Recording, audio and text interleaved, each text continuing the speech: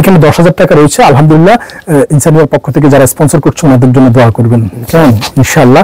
তো আমরা বেরিয়ে যাচ্ছি। বেরিয়ে যাওয়ার আগেও বলছি যে এই ঘরটি বড় ফাটলে ধরেছে এবং এই খুঁটি দিয়ে ধরে রেখেছে, এগুলো সবকিছু নড়বড়ে নড়ছে, যে কোনো সময় পড়ে যাওয়ার আশঙ্কা রয়েছে। ঘরে কেউ থাকছে না, ওনারা সবাই স্কুলে গিয়ে উঠেছে সাইক্লোন সেন্টারে, কারণ এখানে যে বড় বড় গর্তগুলো হয়ে আছে এই গর্তগুলো সাপ খোপের বাসা হয়ে আছে এবং এই ফাটলটা আরেকটু বৃষ্টি হলেই পুরো ঘটসহ নিয়ে এই খালের মধ্যে চলে যাবে।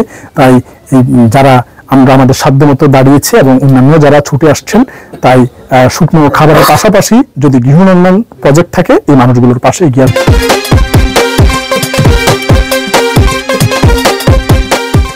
বিসমিল্লাহির রহমানির রহিম। দেশ এবং প্রবাস থেকে মুহূর্তে যারা দেখছেন সবাইকে আসসালামু আলাইকুম। আজকে আমি অবস্থান করছি লক্ষ্মীপুর জেলার চন্দ্রগঞ্জ থানার এটা কত নম্বর ওয়ার্ড? 7 নম্বর ইউনিয়ন, 12 নং ওয়ার্ড, 12 নং চরসাই। আচ্ছা 12 নং চরসাই ইউনিয়ন, হ্যাঁ 7 নম্বর ওয়ার্ড। তো যাই হোক, আমি যেখানে দাঁড়িয়ে আছি পেছনে একটু এদিকে সরেন, পেছনে খুঁটি দিয়ে একটি ঘরকে কোন রকম দাঁড় করে রাখার চেষ্টা করা হয়েছে। এটি একটি মসজিদের মুয়াজ্জিন সাহেবের বাসা এবং যিনি আজান দিয়ে সামান্য বেতনে ওনার জীবিকা নির্বাহ করে, ঠিক সেই মানুষটার সাথে এই প্রাকৃতিক দুর্যোগের অবস্থাটি তৈরি হয়েছে। এবং আমরা দেখতে পাচ্ছি ওনার ঘরটি খুঁটি দিয়ে কোনো রকম রাখা হয়েছে, খুঁটিটা সরে গেলেই ঘরটা পড়ে যাবে এবং ভিতরের যে বিভৎস অবস্থা সেটা আর বাকি রাখে না, কারণ এই ঘরে কোমর সমান পানি ছিল, সবকিছু ভেসে গিয়েছে এবং ভিতরের অবস্থা আরো ভয়াবহ, সেটা আপনাদের দেখাবো।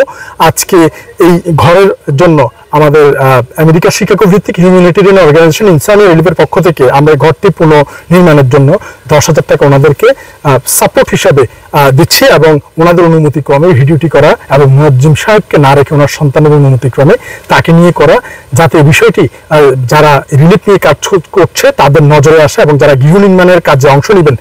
এটা খুবই একটি প্রান্তিক রিমোট এরিয়া।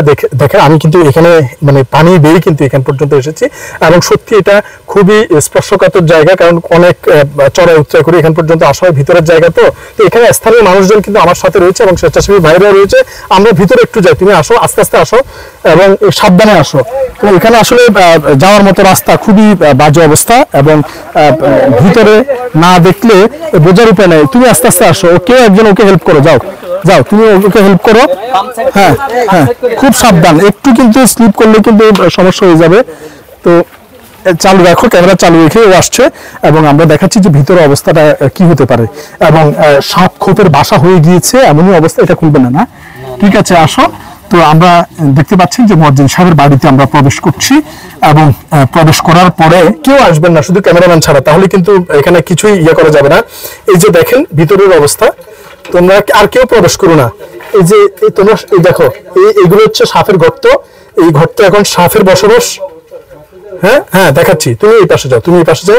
এই দেখেন এখান পর্যন্ত পানি ছিল, পানির আস্তরণটু দেখুন, এখান পর্যন্ত কিন্তু পানি ছিল এবং এখানে বসবাস অনুপযোগী ছিল যেহেতু গলা পর্যন্ত পানি। এবং এই যে খাট, এই খাটটা দেখেন, খাট কিন্তু ভেসে ছিল পানির উপরে, যাওয়ার শেষ সম্বল ছিল সব কিন্তু শেষ।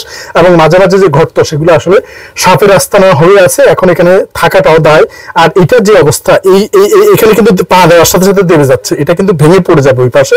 এই জন্য খুঁটি দিয়ে একটু সামনে আসো, খুঁটি দিয়ে কোন রকম আস্তানা করে রেখেছে এবং এখানে আর কিছুই অবশিষ্ট নেই।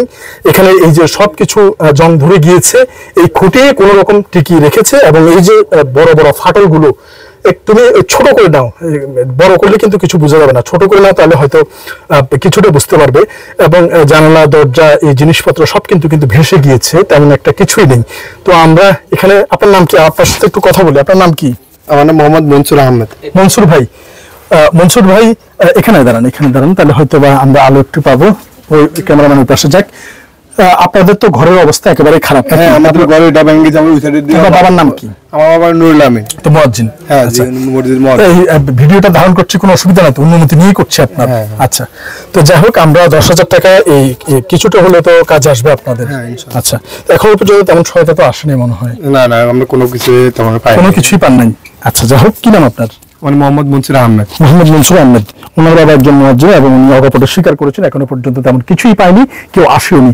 তো এরকম প্রত্যন্ত অঞ্চলগুলোতে ভিডিওটা ধারণ হচ্ছে ওনাদের উন্নতিক্রমে, যে যারা ত্রাণ কার্যক্রমে অংশগ্রহণ করছেন তারা প্রত্যন্ত এই প্রান্তিক অঞ্চলগুলোতে আসবেন এবং তাদের পাশে দাঁড়াবেন, কারণ ওনাদের আপনারা এটা পুনর্নির্মাণ করার মতো অ্যাবিলিটিটা এখন নেই আপনাদের না, কাছে। আমাদের কোনো ইয়া নেই। আচ্ছা, তো এই বিষয়গুলো অন্তত এই সোশ্যাল মিডিয়ার কল্যাণে জনসাধারণের কাছে ফুটে উঠুক এবং সত্যিকার অর্থে প্রকৃত মানুষের যাতে এই সহায়তাটুকু পায়।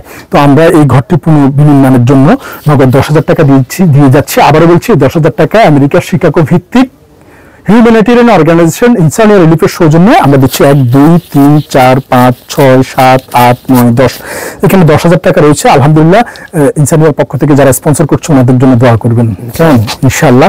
তো আমরা বেরিয়ে যাচ্ছি। বেরিয়ে যাওয়ার আগেও বলছি যে এই ঘরটি বড় ফাটলে ধরেছে এবং এই খুঁটি দিয়ে ধরে রেখেছে, এগুলো সবকিছু নড়বড়ে নড়ছে, যে কোনো সময় পড়ে যাওয়ার আশঙ্কা রয়েছে। ঘরে কেউ থাকছে না, ওনারা সবাই স্কুলে গিয়ে উঠেছে সাইক্লোন সেন্টারে, কারণ এখানে যে বড় বড় গর্তগুলো হয়ে আছে, এই গর্তগুলো সাপ খোপের বাসা হয়ে আছে এবং এই ফাটলটা আরেকটু বৃষ্টি হলে পুরো ঘটসহ নিয়ে এই খালের মধ্যে চলে যাবে। তাই এই যারা আমরা আমাদের সাধ্য মতো দাঁড়িয়েছি এবং অন্যান্য যারা ছুটে আসছেন, তাই শুকনো খাবারের পাশাপাশি যদি গৃহ নির্মাণ প্রজেক্ট থাকে এই মানুষগুলোর পাশে এগিয়ে আসবেন। ধন্যবাদ সবাইকে। লক্ষ্মীপুরের চন্দ্রগঞ্জের 12 নং ওয়ার্ডের 7 নং 12 নং 12 নং চরসাই ইউনিয়নের 7 নং ওয়ার্ড থেকে আসসালামু আলাইকুম ওয়া রাহমাতুল্লাহি ওয়া বারাকাতুহু।